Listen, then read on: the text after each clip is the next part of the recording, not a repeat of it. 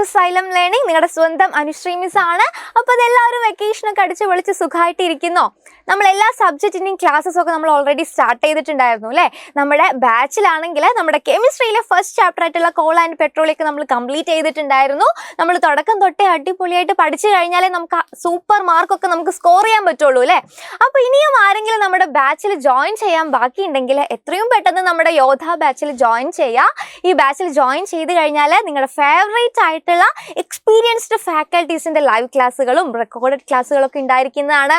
അതുമാത്രമല്ല, നിങ്ങൾക്ക് വരുന്ന ഡൗട്ടുകളൊക്കെ ക്ലിയർ ചെയ്യാൻ വേണ്ടി നിങ്ങളുടെ ഫേവറേറ്റ് ഫാക്കൽറ്റീസ് തന്നെ ഇവിടെ ഉണ്ടായിരിക്കുന്നതാണ്.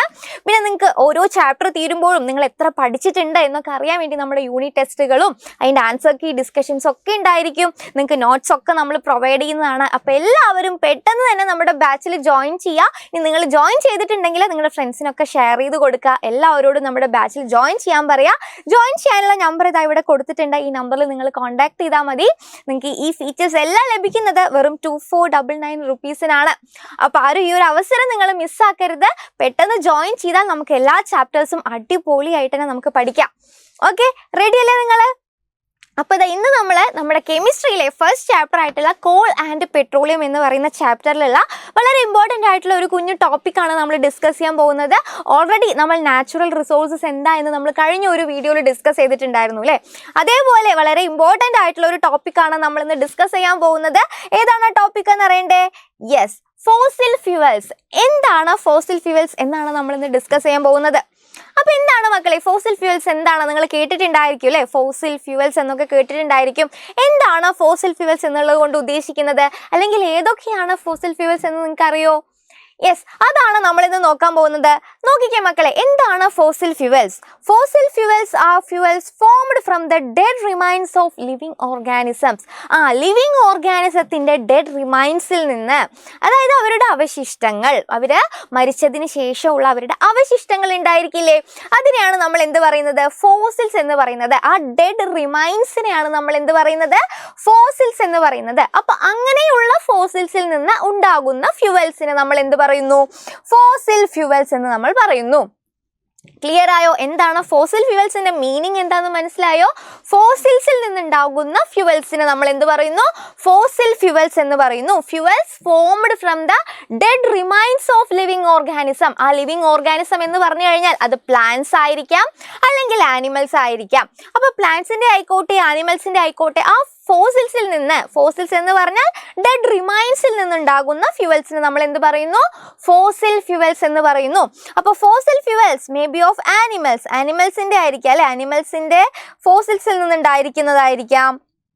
ഈ ചിത്രത്തിൽ കാണിച്ചിരിക്കുന്നത് ആനിമൽസിൻ്റെ ഫോസിൽസ് ആണ്.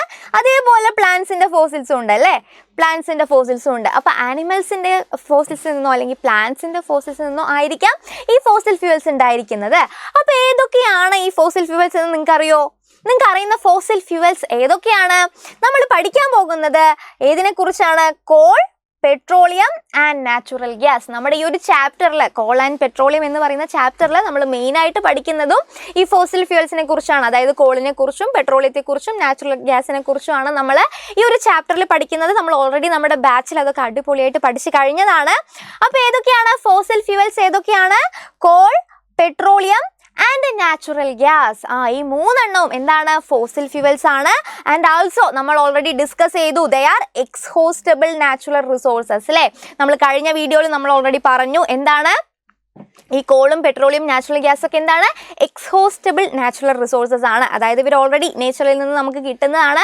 അത് മാത്രമല്ല എക്സ്ഹോസ്റ്റബിൾ ആണ്. അതായത് നമുക്ക് എന്ത് ചെയ്യാൻ പറ്റും? ഹ്യൂമൻ ആക്ടിവിറ്റീസ് കാരണം നമുക്കതിനെ എക്സ്ഹോസ്റ്റ് ചെയ്യാൻ പറ്റും.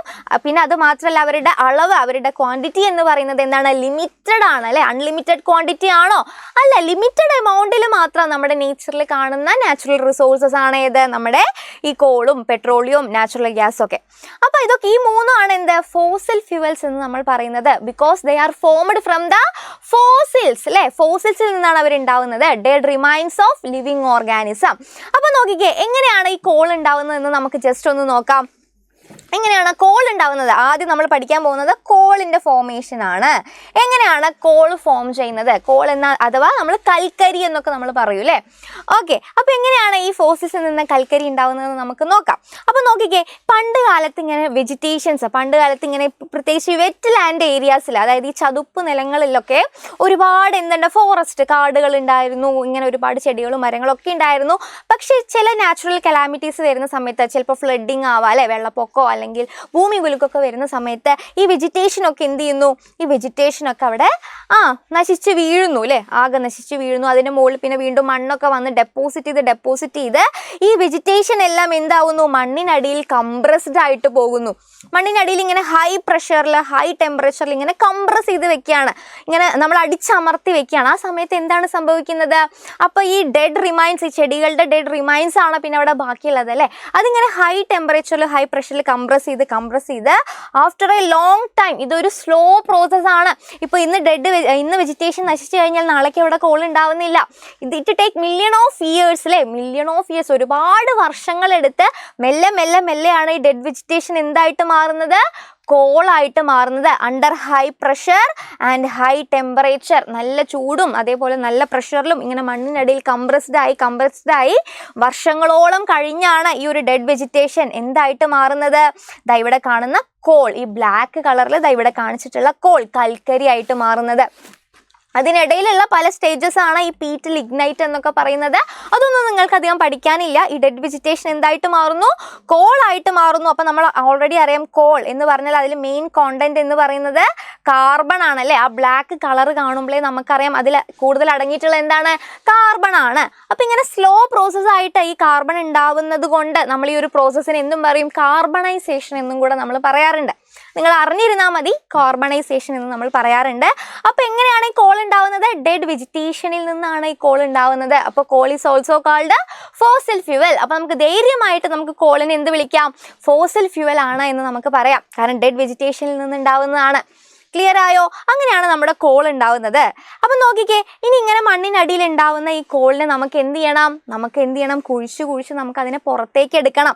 അപ്പോൾ ഈ ചിത്രത്തിൽ കാണുന്ന പോലെ നമ്മുടെ വേൾഡിലെ ഒരുപാട് കോൾ മൈൻസ് ഉണ്ട്. കോൾ മൈൻസ് എന്നാണ് നമ്മൾ അതിനെ പറയാം, ഈ കോൾ കുഴിച്ചെടുക്കുന്ന ഖനികൾ എന്നൊക്കെ നമ്മൾ പറയൂലേ. അപ്പോൾ അവിടെ നമ്മൾ ഇതേപോലുള്ള നമ്മുടെ JCBയോ അങ്ങനെയുള്ള വാഹനങ്ങളൊക്കെ ഉപയോഗിച്ച് നമ്മൾ എന്ത് ചെയ്യുന്നു, മണ്ണിനടിയിൽ നിന്ന് നമ്മൾ ഈ കോളിനെ കുഴിച്ചെടുക്കുകയാണ് ചെയ്യുന്നത്. അപ്പം അങ്ങനെയാണ് കോൾ ഉണ്ടാവുന്നത്. മനസ്സിലായോ? ഇനി അതേപോലെ നമ്മുടെ പെട്രോളിയം ആയിക്കോട്ടെ, നാച്ചുറൽ ഗ്യാസ് ആയിക്കോട്ടെ, അതും എങ്ങനെയാണ് ഉണ്ടാവുന്നത് നമുക്കൊന്ന് നോക്കാം. നോക്കിക്കേ, ഇപ്പം നമുക്കറിയാം നമ്മുടെ കടലിനടിയിലൊക്കെ ഒരുപാട് ഓർഗാനിസംസ് ഉണ്ട് അല്ലേ, ഫിഷായിട്ടും അതേപോലെ ഫിഷസ് ഉണ്ട്, സ്നേക്സ് ഉണ്ട്, പിന്നെ എന്താണ് ടോട്ടോയ്സ് ഉണ്ട്, പിന്നെ എന്തൊക്കെയാണ് ഒരുപാട് ഓർഗാനിസംസ് എന്തുണ്ട് നമ്മുടെ കടലിനടിയിലും ഉണ്ട്. നമ്മുടെ ഭൂമിയിൽ നമ്മൾ ലാൻഡിൽ കാണുന്ന അതേപോലെ തന്നെ കടലിനടിയിലും ഒരുപാട് ഓർഗാനിസംസ്, പ്ലാന്റ്സ് ആയിട്ടും ഇതുപോലുള്ള ഫിഷസ് ആയിട്ടും ഒക്കെ ഒരുപാട് ഓർഗാനിസംസ് ഉണ്ട്. അപ്പോൾ ഈ ഓർഗാനിസംസ് ഒക്കെ ഡെഡ് ആയി കഴിഞ്ഞാൽ, എല്ലാവരും ഡെഡ് ആവാണ്ട് ഇങ്ങനെ കുറേ കാലം ജീവിച്ചു പോകുന്നവരൊന്നും അല്ല അല്ലേ, മരണമില്ലാത്തവരൊന്നും അല്ല. എല്ലാ ലിവിങ് ഓർഗാനിസത്തിനും മരണമൊക്കെ ഉണ്ട്. അപ്പോൾ നമ്മുടെ ഈ കടലിനടിയിലുള്ള ഓർഗാനിസംസ് ഒക്കെ ഡെഡായി കഴിഞ്ഞാൽ അവരുടെ ഫോസിൽസ് ഒക്കെ ഈ ആ കടലിനടിയിലുള്ള മണ്ണും കളിമണ്ണും ഒക്കെ ഉണ്ടായിരിക്കും. അപ്പോൾ അവിടെ പോയിട്ട് എന്ത് ചെയ്യും, ഡെപ്പോസിറ്റ് ചെയ്യും. നിങ്ങൾക്ക് ഇവിടെ ചിത്രത്തിൽ കാണാം. ഇപ്പോൾ ഫിഷ് ആയിക്കോട്ടെ എന്താണെങ്കിലും ഡെഡായി കഴിഞ്ഞാൽ അവരുടെ ഫോസിൽസ് ഇങ്ങനെ മണ്ണിൽ ഡെപ്പോസിറ്റ് ചെയ്യും. അപ്പോൾ കുറേ കാലം കഴിയുമ്പോൾ അതിൻ്റെ മുകളിൽ ഇങ്ങനെ മണലും സാൻഡും ക്ലേ ഒക്കെ വന്ന് ഡെപ്പോസിറ്റ് ചെയ്ത് അത് അതിനിങ്ങനെ ഹൈ പ്രഷറിൽ കംപ്രസ് ചെയ്ത് വെക്കും.